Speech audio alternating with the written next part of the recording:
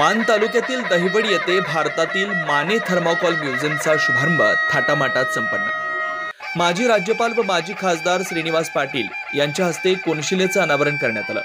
यावेळी ज्येष्ठ साहित्यिक व विचारवंत डॉक्टर श्रीपाल सबनीस, माजी विभागीय आयुक्त प्रभाकर देशमुख, माजी विभागीय आयुक्त व रयत शिक्षण संस्थेचे चेअरमन चंद्रकांत दळवी, पुण्याचे माजी पोलीस आयुक्त गुलाबराव पोळ, कृषीरत्न प्राध्यापक विश्वंभर बाबर, संपादक बापूसाहेब मिसाळ, विजय टाकणे, रुपेश कदम, शेखर जाधव, अभिजित नायसे आदी मान्यवरांची उपस्थिती होती।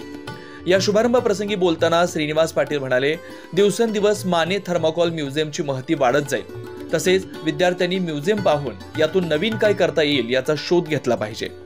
या म्युझियमच्या माध्यमातून प्रेरणा घेऊन नवउद्योजक घडावेत अशी अपेक्षा व्यक्त करतो।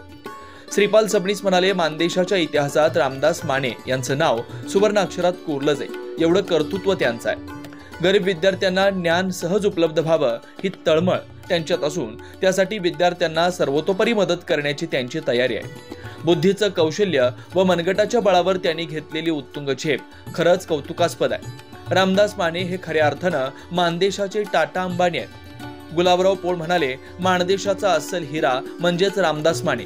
ग्रामीण भागातील विद्यार्थी घडावेत, मोठे व्हावेत ही मनापासूनची त्यांची इच्छा आहे। त्यातूनच हे म्युझियम आकारास आलंय। चंद्रकांत दळवी म्हणाले, रामदास माने यांनी विद्यार्थ्यांना, तरुणांना प्रोत्साहन मिळावं या हेतूनं व कल्पनेतून उद्योजक तयार व्हावे म्हणून उभारलेलं म्युझियम नक्कीच यशस्वी ठरेल।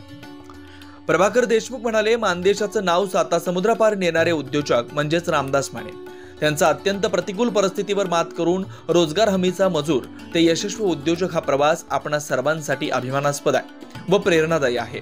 हे म्युझियम पाहून अनेक उद्योजक निर्माण होतील याची मला खात्री आहे। Story of thermocol and thermocol man, Mane thermocol museum या महत्त्वाकांक्षी प्रकल्पाबद्दल रामदास माने यांनी आपल्या प्रास्ताविकात सविस्तर माहिती दिली आहे। सबस्क्राइब करा, अपडेट रहा। मान बुलेटिन न्यूज नेटवर्क साठी दौलत नाईक, दहिवडी।